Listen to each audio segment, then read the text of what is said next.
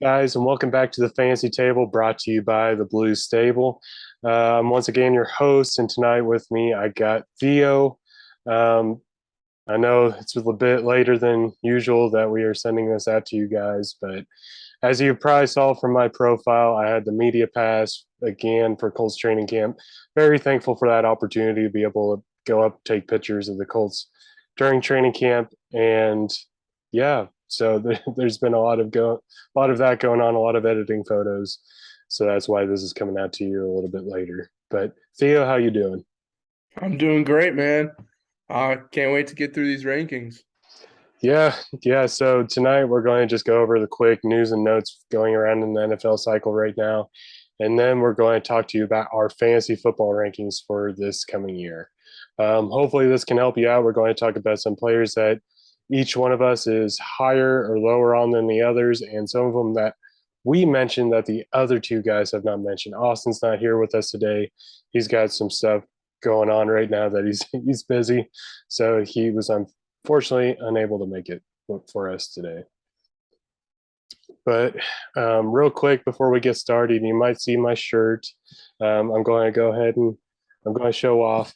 I got these awesome shirts and this sweatshirt here. This is honestly the most comfortable sweatshirt I've ever owned, I think. But I got these from Home Field Apparel, and they are amazing. I like 5-star reviews. Give them all the reviews. But yeah, they just dropped their Colts collection yesterday on Saturday at noon, and they got everything. They got a bomber jacket. They got a couple T-shirts. They got that hooded sweatshirt I just showed you. They got a crew neck. They got joggers. All this is officially Colts merchandise. And if you want to get 15% off, you can use code the Blue Stable on there to get 15% off your first order. They also have almost every single college that you can think of, and it's all like retro logos, stuff like that. So it's really cool. Just just awesome stuff. They're all comfortable. Like I highly recommend. I just bought the bomber jacket myself, so yeah, I'm hooked. Yeah, I was talking to the CEO of Blue Stable, Destin, about the drop, and I was like, I own a home field shirt, one of the Gophers' old logos, and I was like, I know you wouldn't even ask me, but I could just hop on, do the promo, and leave because that is honestly my favorite shirt I own for sure. Yeah, the stuff's just so comfortable. But yeah, once again, 15% off if you use the code the Blue Stable on your first purchase. So we'll get into the news and notes real quick. Deshaun Watson, I think this is official now. I can't really tell because it's back and forth a lot of times. But Deshaun Watson is now suspended 11 games and he's being fined $5 million. So he will come back, I believe it's week 13, but his 12th game against the Houston Texans. Of course, that's how it lined up. But yeah, that's how it lined up. Yeah, Uh, I want to touch on yeah, that, but I don't really want to talk most about Watson. I mean, kind of want to try avoiding all of that. But to the players and his teammates that he's playing with, I ended up having to move a lot of them down my rankings. I mean, you probably did the same with yours, but like David Njoku was one example of someone I was high on coming into the season, and now I have a hard time looking at him as a top 15 tight end. I like Amari Cooper is another target that looked really promising. Had to drop him down to the near 30s for mine. yeah, no, the running backs I dropped to slightly, not too much, because they're still going to be running the ball a lot with Jacoby Brissett under center. But yeah, Amari Cooper I dropped quite a bit. But David Njoku, I still kind of am high on just because Jack Doyle did so well with Jacoby Brissett. That's Um, true. Jacoby's Jacoby's known to be thrown to tight end, so I'm cool with still taking David Njoku like towards the later rounds in your draft, just as like a high upside like tight end, because I mean he's talented. Like we can't deny that he's talented. Mm-hmm. They just paid him that big contract for a reason. They want to use him. Now that Austin Hooper is no longer there on the team, he's the only tight end in the room really that should be getting targets. So I still like Njoku, but I can understand still wanting to move him down a little bit. Jalen Warren now appears to be the Steelers' running back too. This is kind of big news just because of how many touches that Naji Harris gets in a season. Because if Naji goes down, volume is king in fantasy football, and whoever's that running back two is going to get a workload. So just keep an eye on if he officially wins that running back two spot. I wouldn't say Adam right now because you really don't know, and there's plenty of other high upside guys that you can get without the risk of, oh, this guy could just be absolutely nothing. But definitely keep an eye on as we get closer to the season start to maybe grab him before week one, because the last thing you want to do is have a guy that you might want on your bench, but he's just kind of on the edge, but you don't end up picking him up, and then something happens in week one, and oh, he's the top waiver wire ad next week.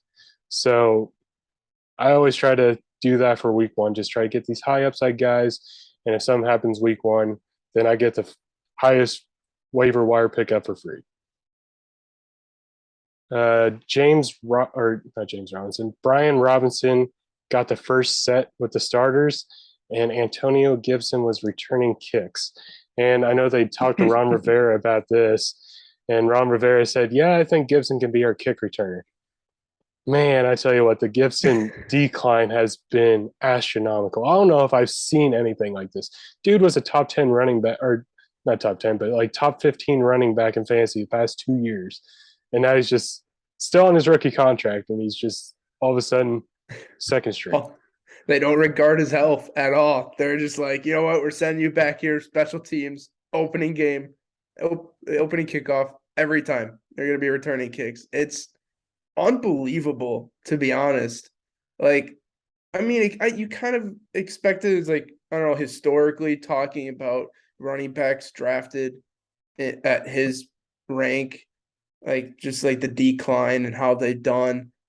But with how much promise Gibson had entering his rookie year in the fantasy world to now, I don't think anyone saw this coming at all. Yeah, I mean, just last year, Ron Rivera was like, oh, yeah, he's going to fill that Christian McCaffrey role for us. Yeah, that never happened. Yeah. Newsflash, he is no longer Christian McCaffrey type guy. I gotta say, like, I don't know if I said it on the show last week or not, whenever I was talking about him, but I literally took him in the early second round last year in some of my drafts. Like, I was taking him at like the 202 last year. Like, that's how high I was on him. And now he's like just plummeted down. And it's really hard to even draft him this year, in my opinion. I feel bad for you, Luke. I'm sorry. Man, Gibbs season always has a place in my heart, but gosh, it's so sad. Baker Mayfield is officially named the starting quarterback of the Panthers. I mean, I don't know why they didn't just announce this after the trade. I guess they're just trying to appeal to Sam Darnold's feelings or something. But yeah, he won the job as soon as they traded for him. Sam Darnold also left the preseason game this past weekend with an injury. Don't know the severity of it yet, but it sounds pretty serious. Is it bad that I already kind of made my rankings and thought of Baker Mayfield already being the starter? Like, as soon as that trade happened, I adjusted my rankings. I was like, there's no way they start Sam Darnold over Baker Mayfield. Yeah, I did the same. There was no way that Sam Darnold was going to be the week one start. They unless I saw Sam Darnold literally out there the first snap on week one, I was not going to believe them. They could say all they want. Like, Baker Mayfield's the best quarterback that the Panthers have had since prime Cam Newton. Okay. I mean, look at what they've had since. Philip Walker. You're not going to mention Philip Walker. Philip Walker, practice squad, Colts goat. Teddy Bridgewater, though. I mean, Teddy. Him too. But no, I gotta say, like, this is probably going to be the best quarterback play DJ Moore has got in his career. So I'm also a DJ Moore truther. So please get more than 4 touchdowns this year. That's all I ask. But yeah, moving on. Kenyon Drake is released by the Raiders. To me, they should have never signed him to that contract anyway. They have Josh Jacobs. They don't need Kenyon Drake. But to me, this looks like the Raiders' backfield is going to be a lot like the Patriots' backfield. I know Theo, me and you talked about this already before, but like Zamir White, the rookie, his stock is up. They also have Amir Abdullah there. His stock's up. But Josh Jacobs, his stock's down to me. I don't know if I want to draft him this year. I still might, depending on how low people draft him at, but it just seems like it's going to be a mess in that backfield. Gus Edwards was officially placed on the PUP list, and he will miss at least the first 4 games of this season. Now, it's kind of weird because, like, this offseason, the talk was about those Ravens running backs. I know a lot of people were saying, oh, J.K. Dobbins is going to be the one that takes longer in his rehab. But it turns out J.K. Dobbins missed the PUP list so far anyway. And Gus Edwards got placed on the PUP list. So it's pretty telling to me that I guess J.K. is further along in his rehab than what people thought. It's still going to be tough for him this year, just coming off of that injury. I know usually first year coming back from like ACL and Achilles injuries is always worse than like 2 years off. So I wouldn't be like, I'm high on J.K. Dobbins, but not as high as some people. Like I know Destin loves J.K. Dobbins, but I'm not as high as what he is. Darrell Williams may be cut or traded. This is weird to me because they just need any offensive people they can get on the Falcons. Like, I don't know why they would want to cut or trade him, but hey, if they can get something for him, I guess kudos to them. I mean, Cordell Patterson. I mean, I don't know why people are down on him this year, but I mean, they still clearly trust him. I mean, I feel like Darrell Williams would still be there if there was some worry of him not being able to hold on to that same workload as he did last season. So I'm kind of excited to draft Cordell Patterson at his price right now.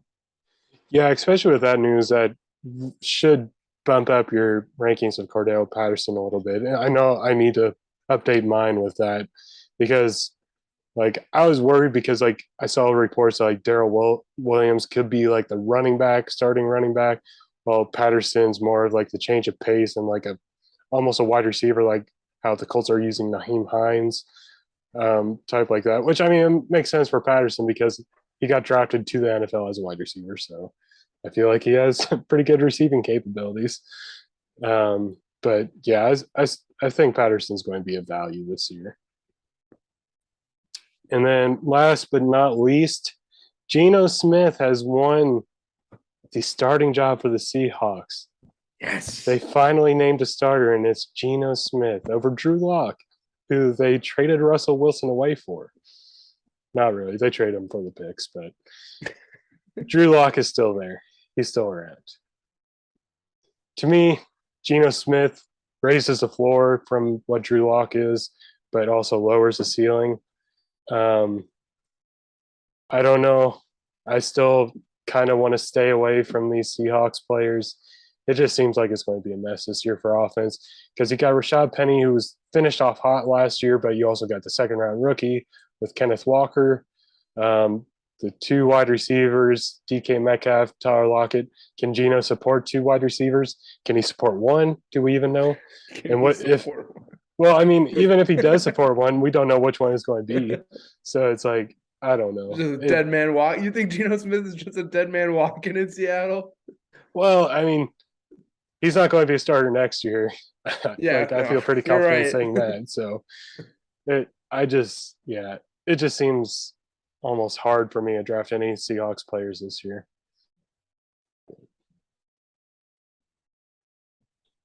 All right. Well, this is what everybody has been waiting for, but it's going to be our rankings time. I'm going to turn this over to Theo for this section because Theo got both myself and Austin's rankings and matched them with his and averaged them all out to get our official rankings He averaged them all out so that way we could get the most accurate list for our 3 lists combined. Yes, there's a lot of variance to him, especially in Austin's list. I know he's not here, so I can somewhat make fun of him. But yeah, it really balanced it out nicely, I believe, to make it a very sound list. So I'm gonna start off with the quarterbacks. So for today, we're doing quarterbacks only to the top 15, running backs to the top 30, wide receivers to the top 30, and tight ends to the top 15. So for quarterbacks, at number 1, we got Josh Allen. Should be no one's surprise. Dude can ball. I mean, he should be at everyone's number 1 pick. Number 2, we have Lamar Jackson. Lamar Jackson's floor is probably why he's so high with his running capabilities. I mean, there isn't really a huge chance that he puts up Josh Allen passing touchdown numbers, but for him to match his rushing numbers could be quite possible. Number 3, we got Jalen Hurts. Now with his new targets with A.J. Brown, he's got return Dallas Goedert. He's got great receiving backfield, rushing capabilities. Clearly, the fantasy table loves their rushing quarterbacks, so we got Jalen Hurts at number 3. Number 4 is Justin Herbert. Number 5, we got Patrick Mahomes. And number 6, we got Kyler Murray. Now I'm going to toss this one back to Luke since he had Kyler Murray. What was it, pretty high or is it pretty low compared to us? Yeah, I have Kyler Murray ranked at 8, and both of you guys ranked him at 6. So I'm just going to give my reasoning on why I'm doing that. So yes, the Cardinals just traded for Hollywood Brown, which used to be Kyler Murray's college teammate. But the thing is you look at last year. Last year he was the quarterback 10. I know he missed a couple of games, so that's kind of why he was lower than what he should have been. And like starting off the season, he was hot. He was like top 2, top 3 quarterback to start off the season.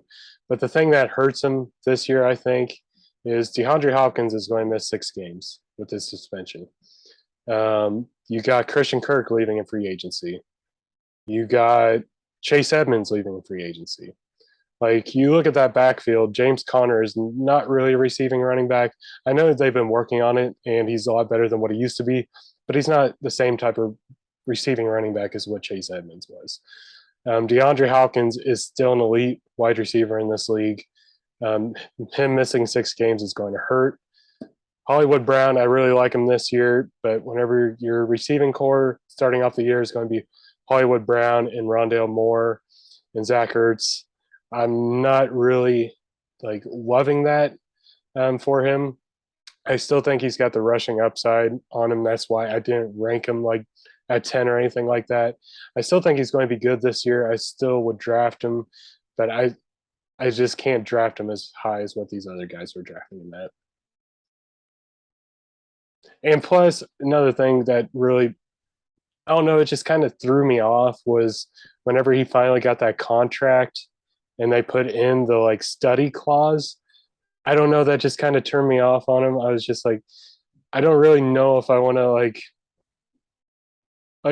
as an NFL team, obviously, I don't like seeing that part. But like for fantasy football, it's a little different. Like it doesn't matter as much as long as he's playing, he'll be good. But it just, I don't know, it just felt weird to me that he had to have a study clause because he's not doing it on his own. But yeah, there's that's the main reason why I'm kind of out on Kyler Murray this year compared to you guys.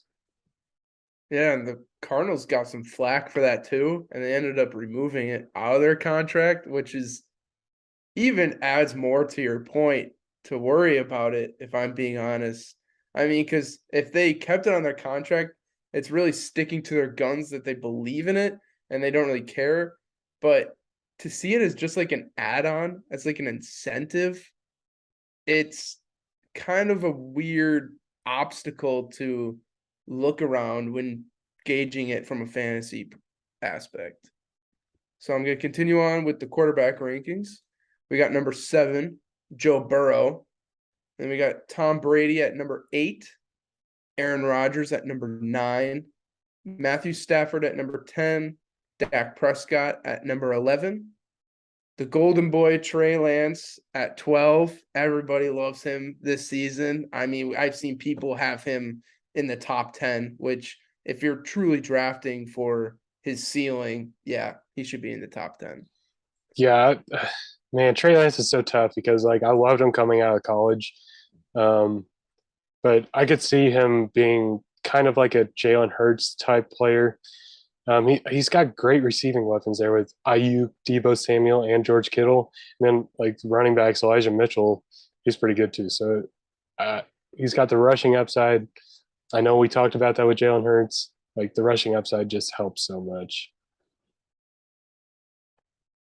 And we then following Trey Lance, we got Russell Wilson, number 13, Derek Carr at number 14, and the final player at number 15 is Kirk Cousins. And now going to the running backs. Number 1, we are a Colts podcast, but we are not biased. I promise our number 1 pick is Christian McCaffrey. Except for, let me look at this list again. Hold on. Except for Austin. Austin's the only one. Austin was a Colts guy. He was a Colts bias guy. Which, I mean, I can't blame you. You can't blame me for that. But in my opinion, Christian McCaffrey, what he's done in fantasy, you can't just like expect a player to get hurt, even if it's like a little ankle injury that is like pestering throughout the season, or a hamstring injury. I know hamstring injuries linger a bit longer, but with the talent that Christian McCaffrey is, and now with Baker Mayfield at quarterback, it would be dumb to draft him past your top 3. Yeah, no, for me, like I know I wrote a thread on Twitter a couple months ago about Jonathan Taylor as running back running back 1 overall. It's to me, I don't think it's going to happen this year. The Colts have shown that his usage isn't going to be as much. A running back has not repeated running back number 1 overall finish since Priest Holmes back in 2002, 2003. It's just something that doesn't happen. Christian McCaffrey is almost a cheat code in fantasy.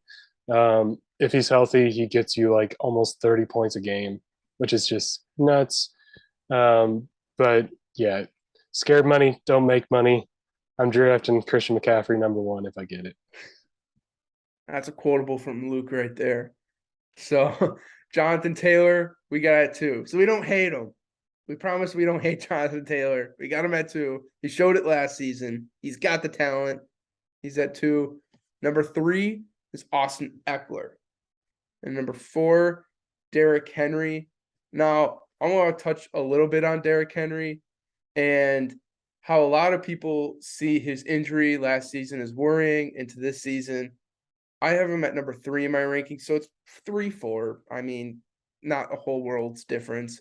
But I hate the fact that people are dropping him so low based on the fact that he's getting older. Based on the fact of his injury last season and it not healing right, or them being cautious about him re-injuring that area, I get it. But him turning 28 just because all other running backs experience this negative regression at 28 years old makes no sense. He is an athletic specimen that no one has ever seen before play at running back. If you think the age of 28 is going to stop him or like lower his standards at what he can do, you're nuts. And that's all I got to say. But continue on from my rant. I apologize. Number 5, we got Naji Harris. 6, Joe Mixon. 7, Dalvin Cook. 8, Alvin Kamara. 9, DeAndre Swift. 10, Aaron Jones. 11, Nick Chubb. 12, Saquon Barkley. 13, Leonard Fournette. 14, Javonte Williams. 15, Cam Akers. 16, James Conner. I know we talked about James Conner a little bit. And Luke, if you want to talk about any of these guys, feel free to be like, hit the pause button. 17, Ezekiel Elliott. 18, Breece Hall. 19, J.K. Dobbins. 20, Josh Jacobs. 21, Elijah Mitchell.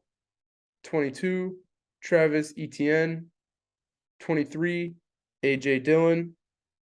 24, David Montgomery. 25, Damien Harris.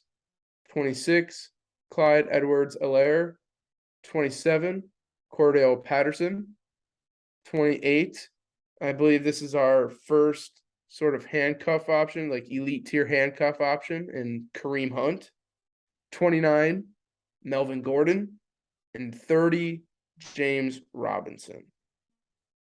So, some notable running backs that were off the fantasy table ranking list that me and Luke included in ours. Mine was Damian Pierce, Twitter's golden boy for the last week or so.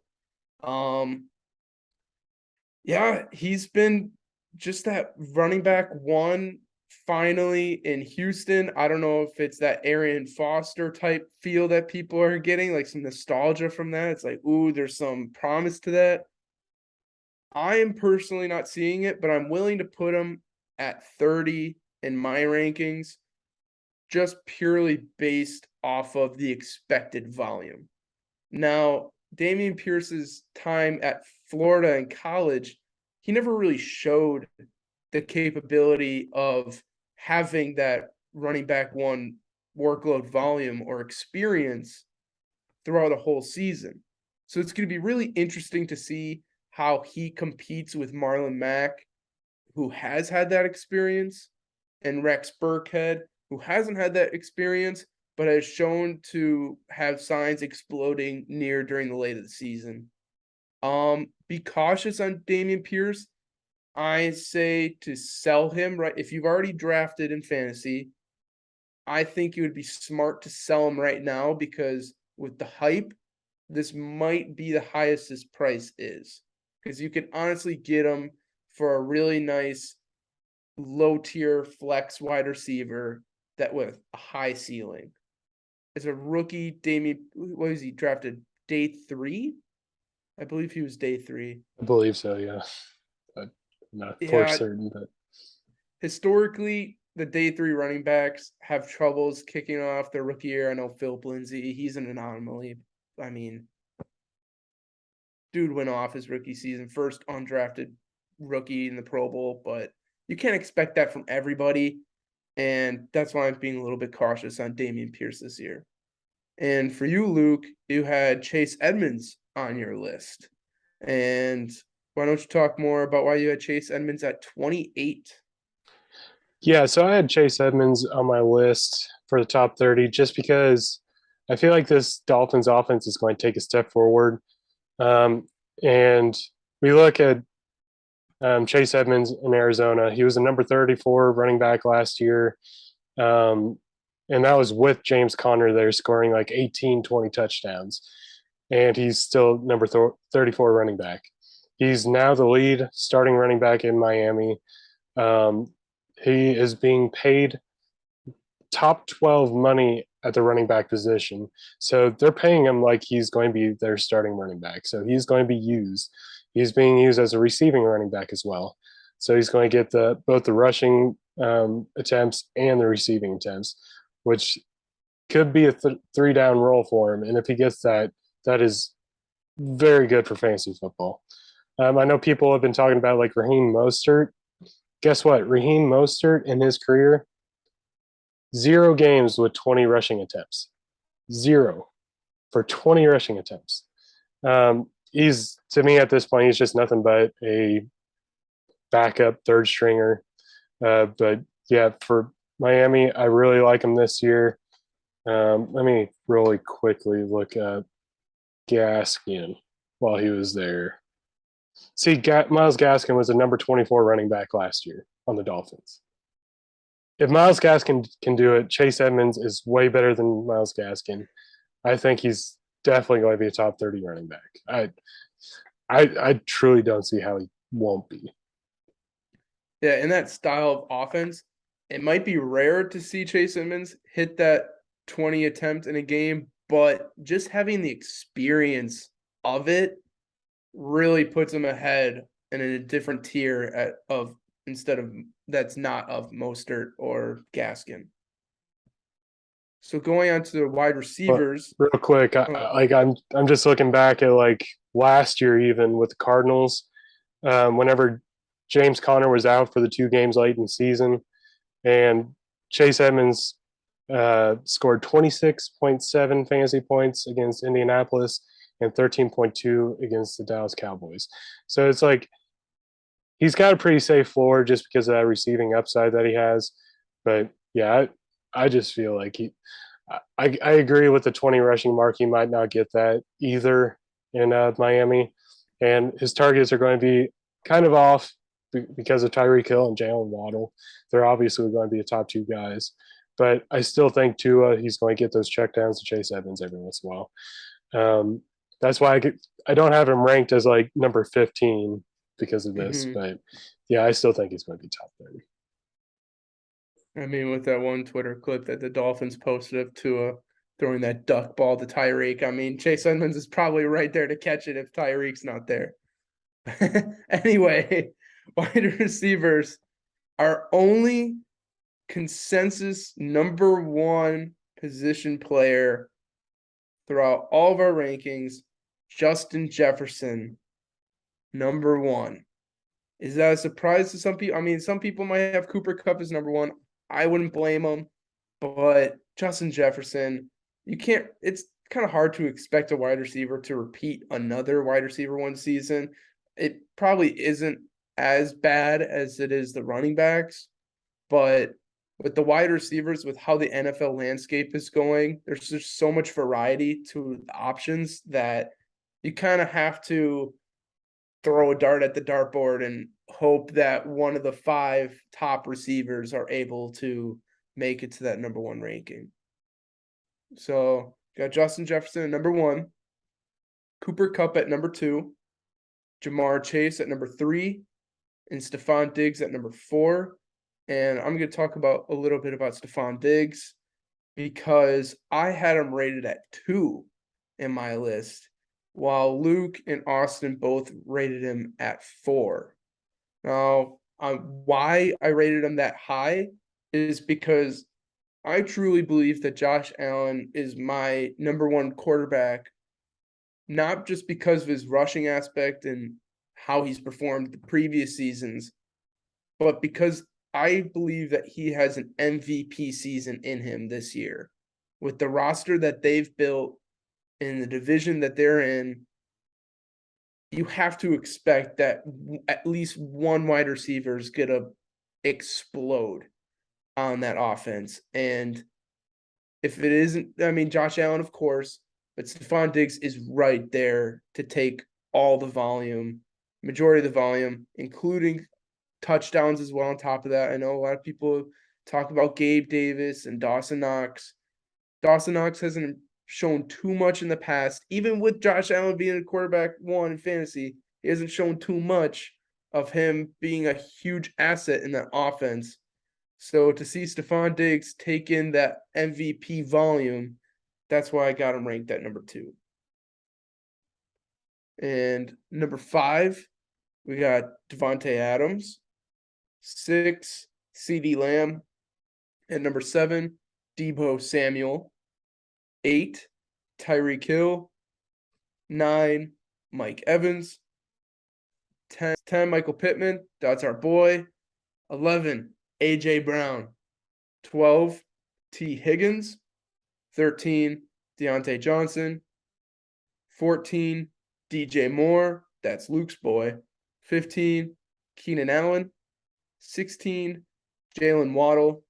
17, Allen Robinson. 18, Brandon Cooks. 19, Mike Williams. 20, Chris Godwin. 21, Michael Thomas. Now that's way big of a jump compared to last season's rankings. I know a lot of people are scared about the injuries and how he's able to manage a full season again, but reports out of training camp are saying that he's completely healthy and he's playing like that same wide receiver one as he was back in 2018, 2019. This might be low of a ranking. I mean, with Jameis Winston, a quarterback, I mean, he loves throwing that deep ball. I know jokes about Michael Thomas being the slant boy, but with Jameis Winston, he can handle that volume of throwing. So I wouldn't be surprised at all to see Michael Thomas jump past top 20 and even reach in the top 15. Yeah, Michael Thomas is a weird situation because people are scared of his injury. And to me, this is very similar to like Joe Mixon last year. Like people were scared because of all the injuries that he's had. But yeah, like we've seen Jameis Winston support multiple fantasy receivers with Mike Evans and Chris Godwin. So I know people are like talking about like, oh, Jarvis Landry's there now. Oh, Chris Olave got drafted there now and stuff like that. But I still think Michael Thomas can be that guy in the Saints offense. Yeah, his time isn't up yet. Jarvis Landry might be too old to be that guy in the offense. Chris Olave might be too young to be the guy in that offense. So if there's any time for Michael Thomas to redeem himself from his past previous injury-plagued years, this is the year to do it. And to continue on with our list, we got Juju Smith-Schuster at number 22, Cortland Sutton at number 23, Terry McLaurin at number 24, DK Metcalf with his new starting quarterback in Gino Smith. We got him at 25. Jerry Jeudy at 26. Rashad Bateman at 27. Amari Cooper at 28. Marquise Brown at 29. And Gabriel Davis at number 30. Gabe Davis. Yep. Don't that man. I swear, I've seen so many Twitter accounts mute that name. So many fancy Twitter accounts. It's just like every variation of Gabe Davis, Dave Gavis. It doesn't matter. Gabe Davis season. Yep. Yeah. So to close it off with our rankings episode, we have the tight ends. I don't know how much we'll jump into this in discussion. I mean, if Luke feels like the need to, but I mean, overall, this was easily the most similar list we have between me, Austin, and Luke. Number 1, Travis Kelce. Number 2, Mark Andrews. Number 3, George Kittle. Number 4, Kyle Pitts. Number 5, Darren Waller. 6, Dalton Schultz. 7, Dallas Goedert. 8, TJ Hawkinson. 9, Zach Ertz. 10, Pat Freiermuth. 11, Irv Smith. 12, Cole Kmet. 13, Robert Tonyan. Now, actually, I might have to talk about Robert Tonyan here because a lot of people have him bridging the 20s, right? They got the high teens, low 20s. We got him ranked this high, and I believe a lot of other fantasy analysts are starting to rank him a bit higher because they're not really seeing too much news about his injury, and that speculation is kind of waning away. So for Robert Tonyan to get the chance to be the new touchdown vulture that every fantasy manager worries about in an offense, he could be that guy. I mean, he was that guy 2 years ago with Devontae Adams still on the team. But now with Devontae Adams not on the team, there really isn't too much competition for who's going to get that who's going to get those touchdowns. I mean, it's pretty level. So to expect someone who's gotten that level of touchdowns before shouldn't be too surprising. So, I mean, you could go with Luke. I gotta say, to me, whenever it comes to like tight ends that we're talking about here, I either want one of these elite options, like one of the top 5 guys that we have, or I want to wait till the very end. Because like historically, whenever you draft, the top 5, like the top few options, like these elite guys, they do well for you. Or the next few guys are normally guys that you don't draft till like late in the draft. Like all the guys in the middle there, they just don't return the value on ADP. And a guy like Robert Tonyan, who's shown it before, and now Devontae Adams is gone, and neither Christian Watson or Allen Lazard are really taking over this wide receiver 1 role. So like there's a bunch of touchdowns up for grabs, and none of these guys are really taking a foothold onto this wide receiver 1 spot. So someone's got to get some of these touchdowns. I know running backs are probably going to be a big part of it. Like A.J. Dillon and Aaron Jones, they're both good running backs. They'll probably get a lot of their work. But yeah, no, I love Robert Tonyan this year, especially with how late in drafts he's going. Yeah, you got the 2-time MVP throwing him the ball. Well, back-to-back MVP. You got, like, I mean, he's going to throw over 30 touchdowns this season. It's just a matter of to who. I don't know if this is going to be like the same scenario Matt Ryan went with the Falcons a couple of years back, where he threw to like 13 different receivers for touchdowns. It might have to come to that, but if I have a touchdown leader on this team, it's probably going to be Robert Tonyan. So to close off our rankings for the final 2 players, we got David Njoku at number 14 and Evan Ingram at number 15. And I guess I can include some of the players that were mentioned on our list once and not on anybody else's list. So for Antonio Gibson, Luke had Antonio Gibson on his list. I couldn't leave him off. That's my boy. Luke also had Melvin Gordon and Chase Edmonds. Now for me, I had Trevor Lawrence, Damian Pierce, Devontae Smith, and Hunter Henry on my lists. And Austin led the squad in most players on his list that were not on our list. He had Tua, James Robinson, Kenneth Walker, James Cook, Elijah Moore, Kadarius Toney, Amon-Ra St. Brown, and Albert O. I will say for Austin's list, I do like the addition of Amon-Ra St. Brown. I do like Amon-Ra this year. Jameson Williams, we know, is going to probably miss a couple of games this year. Jared Goff seemed to have a good connection with him towards the end of last season. Like, I forget what he was, but he was like a top 10 receiver on the back half of last year. So I could easily see him being a top 30 receiver this year. Yeah, I don't see DJ Chark doing too much damage to Amon-Ra St. Brown's. I'll be honest, I kind of forgot that he was on the team. I will be honest. I forgot that signing existed.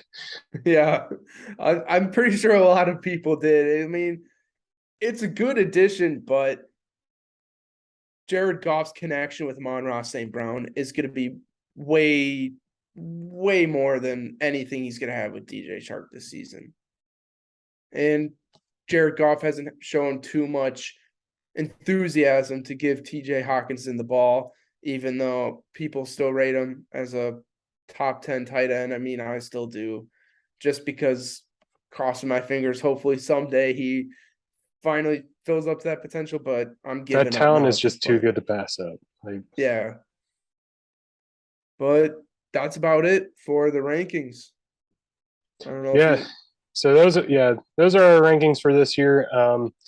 I know like the top few are always pretty similar between everybody's, but it's like the 15 to 30 range that really changes things up because everybody kind of views people differently.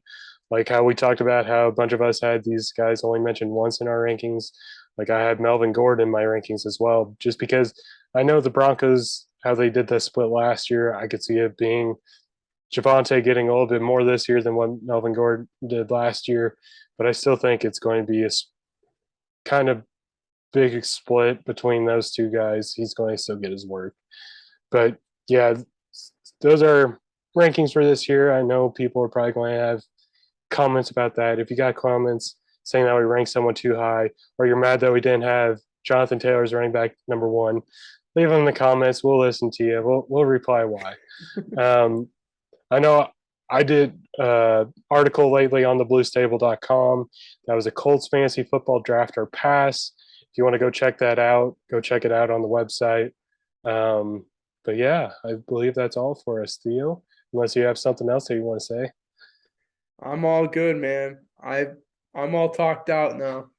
Yeah, it was good to finally get this done, get our rankings out to you guys before the season starts. We really wanted to make sure that we got something out to you guys this week. Now there's no more training camp, so we should be good from here on out to be able to get more content to you guys consistently. We're going to be dropping on Thursdays during the year. I don't know if I said Fridays last year or not, but our schedule is still getting finalized. But we're going to be dropping shows on Thursday, so keep an eye out for that. Once again, thank you everybody for watching. Make sure to go subscribe, like the video. Go follow us on Twitter. They should be over here on your left. I don't know if I'm pointing to my left or not, but make sure to go follow us on there. And once again, thank you again to Home Field Apparel for hooking us up. 15% off once again using code TheBlueStable. I really hope your point is here, right? I really hope so. Yeah, I mean, I know I've watched like the main podcast with Shad, Destin, and Michael, and I see them all the time. They're pointing like this way. They're just like, it's on one of these sides over here, and one of these ways. You'll see it. But yeah, it's weird with all the mirroring and stuff on the cameras. But yeah, thanks again, everybody. Until next week, we've been the Fantasy Table.